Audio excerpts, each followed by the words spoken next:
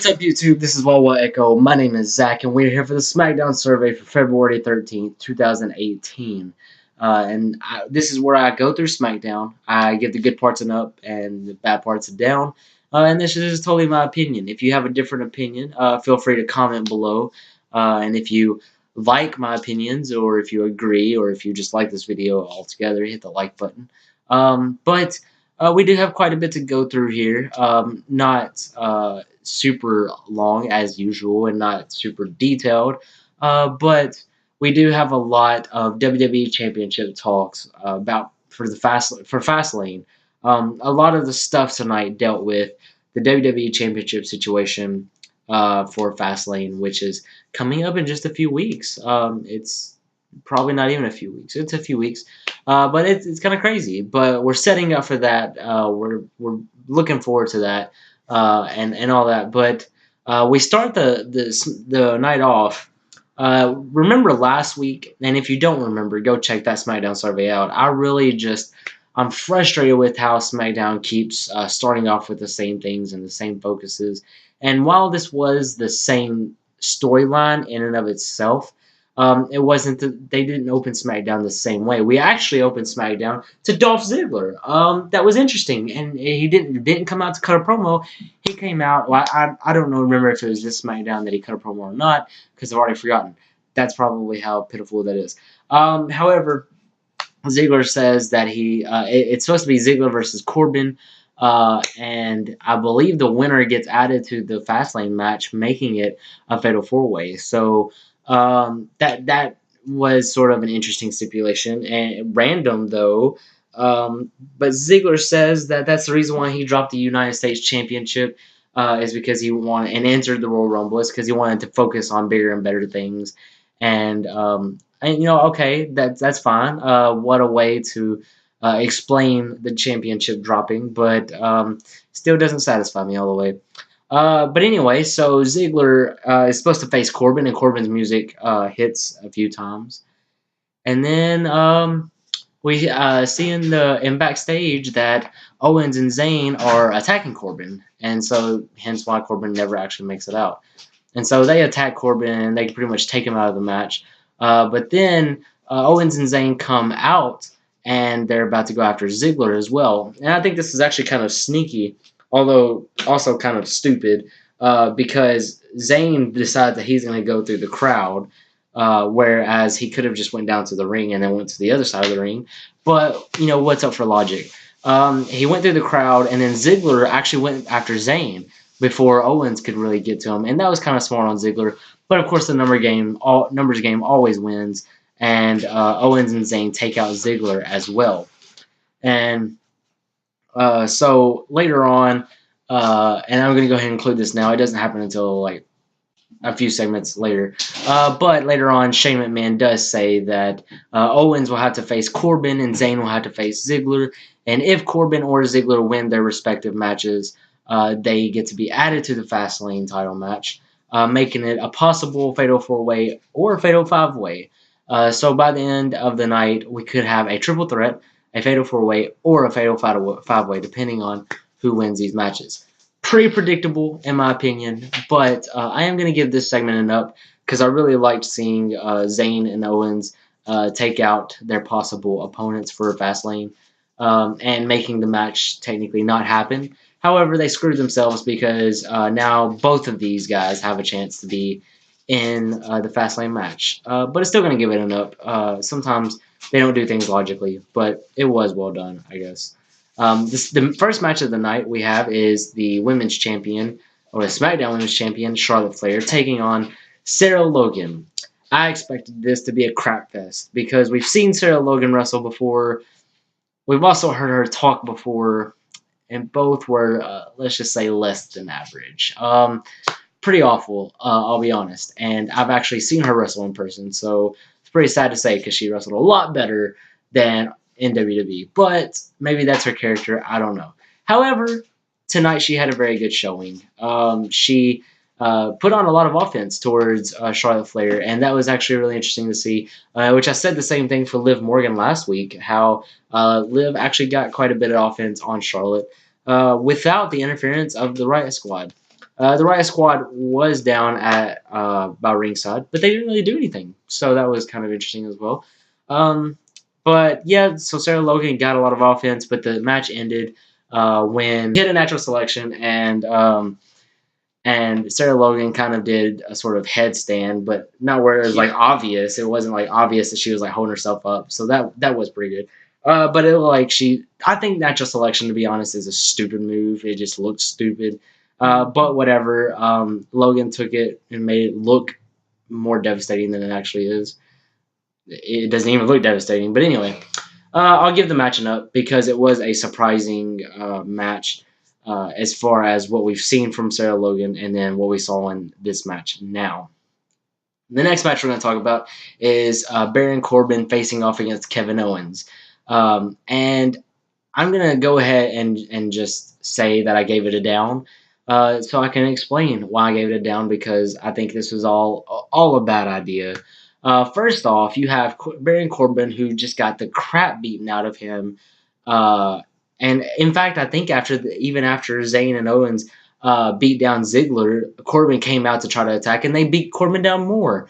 And so he comes out, and he looks like he's not in the best of shape. But guess who is? Kevin Owens. What do you know? He hasn't had a match in 7 days. But apparently, Corbin gets to beat Owens. I don't know, and it was a clean ending as well. Corbin delivered the end of days to Owens, and that was it. And the match mostly featured Owens beating the crap out of Corbin more. So none of this makes sense. Also, the booking of Baron Corbin doesn't make sense. They want to make him job out ever since pretty much SummerSlam, where he lost to John Cena in a ridiculous match. And he's kind of just went up and down, but mostly down. Well, I guess this is an up for him as far as in the direction, because now he's added to the Fastlane main event. Fatal 4-way match. Fantastic. I love multi-man matches. By the way, if you haven't heard, apparently WWE is doing this sort of thing, like the Raw's 7-man elimination chamber match, and now Fastlane's currently, as of this down, a fatal 4-way match because they want to keep it unpredictable. However, I know exactly how this is going to go. I'm not stupid. Most of the WWE universe is not stupid. And ask Parker yourself, and he will say he's not stupid. This is way too predictable. Watch out when the pay-per-view comes up. We're going to have the same predictions because this is doing nothing. It's just adding more men to matches and all for the same goal. So whatever. That's part of the down too. It's not going to get a special down. That's part of the down. Next, we have a segment which actually started out to be Bobby Roode's U.S. Open Challenge, which was actually answered by Randy Orton, who the previous week gave Roode an RKO out of nowhere. But Jinder Mahal comes out, and then he's talking crap to Roode and Orton and talking about, he brings up the top 10 list, which I have forgotten to mention within the past week or two. I think it was last week that they actually came up with actually revealed the list. The list is crap. If you actually like looked at the list and looked at the names, you would know that it's crap. No way the superstars came up with that list. No way Mahal is as high as he is. No way Ty Dillinger is exactly number 10. No way any of that is actually true. But whatever. So they came out bickering about a made-up false list, and Mahal thinks he's better than the other two, which is a bunch of bullcrap anyway. And again, like I've said before, I'm not really interested in Roode's character, but it is kind of funny that he did point out that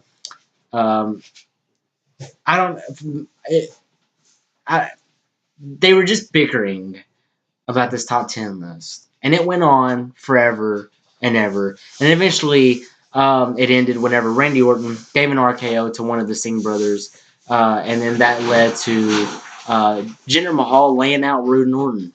Come on, why? Why? I don't understand it. Like, and it only took one punch for Randy Orton to go down. Like, Mahal hit him with the right hand, and then Randy Orton stayed down until Jinder Mahal gave him the Colossus. It's all bullcrap. It's getting it down. It was awful. I didn't want to see this. It was boring. So we're gonna get to the next match, which featured started out with the segment with the New Day. The New Day was trying, or Big E of the New Day was trying to break the pancake eating record. And so we saw that. It was good comedy, good fun from the New Day, as always. But then you had Benjamin and Gable coming out and saying, "This is our division. Like you're really giving our division bad name and embarrassment, and this just isn't what it's supposed to be about. Breakfast thing, cakes and everything, whatever." Um, but so it led to a match between the two teams, which saw a great deal of athleticism between both, but it also saw the New Day going over and getting the victory. And I thought this was a good decision because I don't like Benjamin and Gable, but for the wrong reasons. Like it's different to like for instance when Parker talks about Jason Jordan, he doesn't like Jason Jordan because he's a heel, like because he's doing his job. So like that's respectable. I don't like Benjamin and Gable, and I just don't like them. And their characters aren't working. Whatever. I'm just tired of them, to be honest. I don't know what to do with them though, and WWE is probably thinking the same thing. I don't know what to do with them, but whatever. They did get defeated in this match, so it does get an up. Altogether, some good stuff. I love the New Day. So uh, next we have another tag team shooting a promo, and this is the Usos. Woo! For like the third or fourth week in a row. I don't care because each time is like a different type. It's a different setup. It's just different. Something about it that's different. And so this time they really focused on what it meant to be actual brothers, and they were talking about that's a bond that can't be broken. Being blood brothers is different, and you could tell they were taking a shot at the Bludgeon Brothers, who actually looked like they cracked a TV screen, and it was really cool how they did it. I really like those video effects. I want to learn how to do something like that. But basically, you saw the shot of the Usos as they were talking, and then that the screen itself like fell into pieces, and you saw the Bludgeon Brothers who just tore up the screen of a TV. I thought it was really cool. So that gets an up altogether because the Usos are just so good, but also this kind of teases the Usos facing the Bludgeon Brothers. Um, and so, yeah, gets an up. Main event of SmackDown saw Dolph Ziggler take on Sami Zayn for the right to be in the Fastlane main event. Again, why? But, whatever. I don't understand why Ziggler gets to win the U.S. title, drop it, and leave the company, kayfabe, leave the company and come back and get handed a WWE title shot. But none of this is supposed to make sense, right? But anyway, so this was a good match. These two very good in the ring, and I liked it a lot. And so it was a very interesting, a very fast-paced match most of the time.